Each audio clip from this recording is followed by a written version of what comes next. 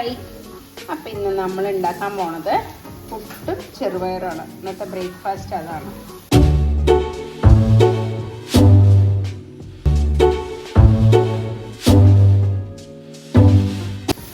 അപ്പം നമ്മുടെ പുട്ട് കുഴയ്ക്കുമ്പോൾ നമ്മൾ അതിലേക്ക് കുറച്ച് പഞ്ചസാര ഇട്ട് കുഴച്ച് കഴിഞ്ഞാൽ പുട്ടിന് നല്ല സ്വാദാണ്. ഒരു സ്പൂൺ പഞ്ചസാര ഇട്ടിട്ടുണ്ട്. ഈ പഞ്ചസാര ഷുഗർ ഉള്ളവർക്ക് വേണമെങ്കിൽ മാറ്റാം, കുഴപ്പമില്ല. ഉപ്പ് പാകത്തിന് ഇട്ടിട്ടുണ്ട്. കൂടെ തന്നെ നമ്മൾ കുറച്ച് തേങ്ങാപ്പീരയും കൂടി ഇട്ടിട്ട് ഒന്ന് ഇതാക്കി വെച്ചാൽ പുട്ടിന് നല്ല സോഫ്റ്റ് ആയിരിക്കും. പിന്നെ അത് പൊടിക്കൊന്നും വേണ്ട.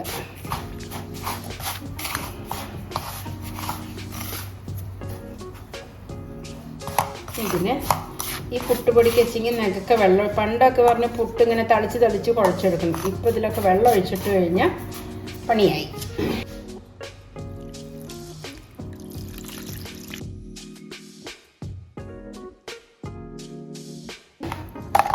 പാകത്തിന് ഇതുപോലെ നനച്ച് വെച്ചാൽ മതി. ഇത് നനച്ചിട്ട് അവിടെ പൊത്തി വയ്ക്കാം.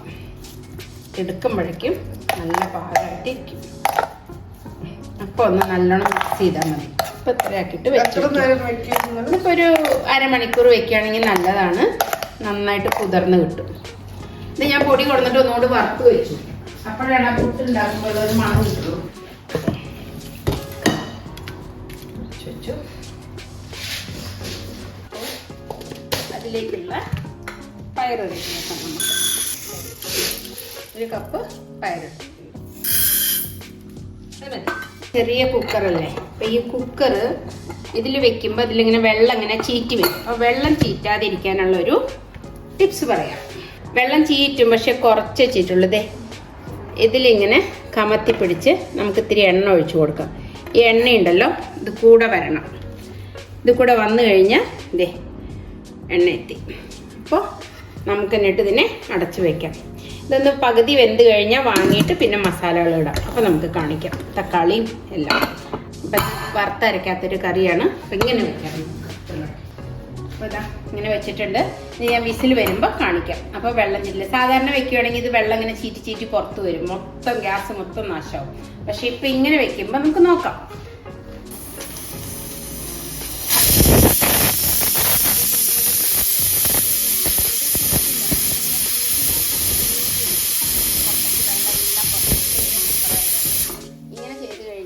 നല്ല ഇതാണ്.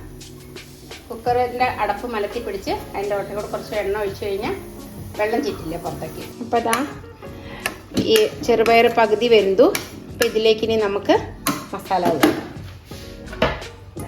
അരിഞ്ഞു വെച്ച വെളുത്തുള്ളി ഉണ്ട്, കുറച്ച് വെളുത്തുള്ളി, ഇഞ്ചി, ഇതെല്ലാം ഇതിലേക്ക് ഒരുമിച്ചിടാം. നമുക്ക് ഒരു തക്കാളി അരിഞ്ഞത്, ഒരു ഉള്ളി അരിഞ്ഞത്. ഇതൊരു വേറൊരു തരം കറിയാണ്. അതിലേക്ക് തന്നെ ഒരു സ്പൂൺ മല്ലിപ്പൊടി ഇട്ട് കൊടുക്കാം, മഞ്ഞൾപ്പൊടി, കുറച്ച് മുളക് പൊടി, കുറച്ച് കുരുമുളക് പൊടി, ഇതെല്ലാം കൂടി ഇട്ടിട്ട്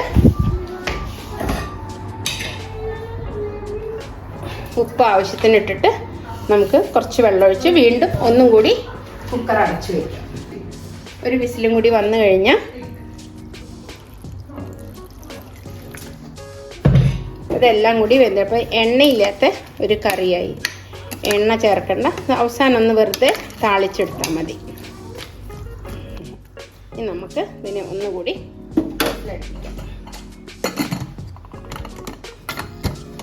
അപ്പോൾ ഇതാ കണ്ട, അത്രയും വെള്ളം ഒഴിച്ച് വെച്ചത് കറക്റ്റായിട്ട് നല്ല പാകത്തിന് ആയി. നല്ല വെള്ളം എല്ലാം കറക്റ്റായി. നമ്മൾ പൊടിയുടെ പാകത്തിന് വെള്ളം ഒഴിച്ച് ഇതാക്കി വെച്ച് കഴിഞ്ഞാൽ നല്ലതായിട്ട് നിൽക്കണം. പണ്ടൊക്കെ ഇങ്ങനെ നനച്ചിരിക്കണ്ടേ. ഇപ്പോൾ ഇതാ നല്ല പാകത്തിലായി. ഇതാ പിന്നെ നമുക്കിതിനെ വെക്കാം. തുള്ളിയും കൂടി വെള്ളം വേണം തോന്നുന്നു.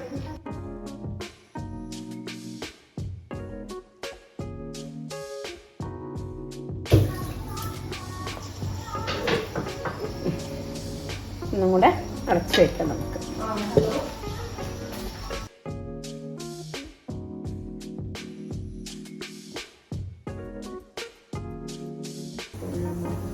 അപ്പം നമ്മളിന്ന് ചിരട്ടപ്പുട്ട് ഉണ്ടാക്കാൻ പോണു. കുഴച്ച് വെച്ചത് ഇതിലേക്ക് ഇട്ട് കൊടുത്തു. കുറച്ചായിട്ട് തേങ്ങ ആവശ്യമുള്ളവർക്ക് ഇടാം, തേങ്ങ വേണ്ടാത്തവർക്ക് തേങ്ങ. പക്ഷേ എനിക്ക് തേങ്ങ ഇഷ്ടമാണ്. പുട്ടിൽ കുറച്ച് തേങ്ങ കടിക്കണതൊക്കെ എനിക്കിഷ്ടം. അപ്പം അത് ഞാനിങ്ങനെ ഇതാക്കി വെച്ചു. ഇതിനെ നമ്മൾ കുക്കറിൽ വെക്കുക. ആയ ശരിയാവും. അപ്പം ശരി, നമുക്ക് കുക്കർ തുറക്കാം. വാവ്, നമ്മുടെ കറിയൊക്കെ സെറ്റായി. എണ്ണയൊന്നും അധികം ഇല്ലാത്ത കറിയാണ്. ഇതിൻ്റെ ഉപ്പ് നോക്കട്ടെ കേട്ടോ. കുറച്ചുകൂടെ വെള്ളം ഒഴിക്കണം. പുട്ടായതുകൊണ്ട് അധികം ഗ്രേവിയുടെ ആവശ്യമില്ല. പക്ഷെ എന്നാലും നോക്കാം. ഉപ്പ് കുറച്ച് കുറവുണ്ട്. നമുക്ക് കുറച്ച് ഉപ്പിടാം. ഒന്നിട്ട് തിളപ്പിച്ചെടുക്കാം. ഞാൻ പുട്ട് ഇതായിക്കൊണ്ടിരിക്കുന്നു. 2 കുറ്റി എടുത്തു. ഇത് 3ാമത്തെ കുറ്റിയാണ്. അപ്പം നമുക്ക് ഇതിലേക്ക് ഉള്ളി മൂപ്പിക്കാം. കുറച്ച് ചൂടാവട്ടെ.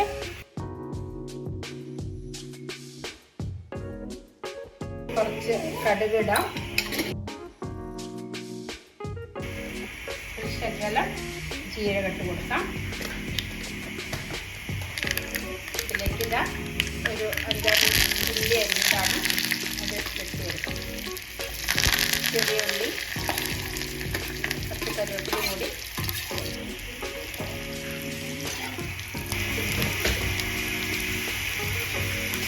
കൂടെ തന്നെ നമുക്ക് 2 മുളകും പൊട്ടിച്ചിടാം.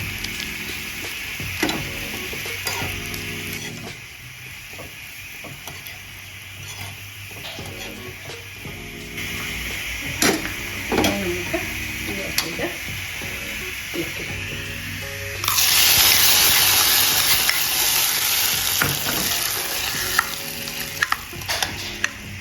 അങ്ങനെ നമ്മളുടെ പുട്ടിനുള്ള കറി റെഡിയായി.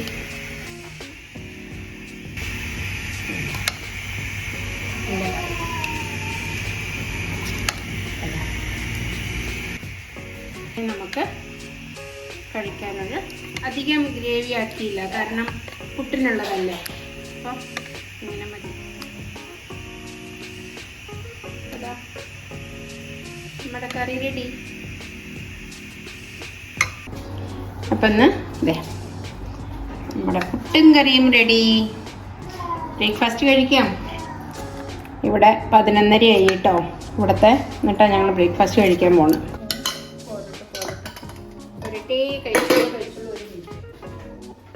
കൂടെ തന്നെ ഒരു സാധനം കൂടിയുണ്ട്. ചോറിന് കാച്ചിയ പപ്പടം കൂടിയുണ്ട്.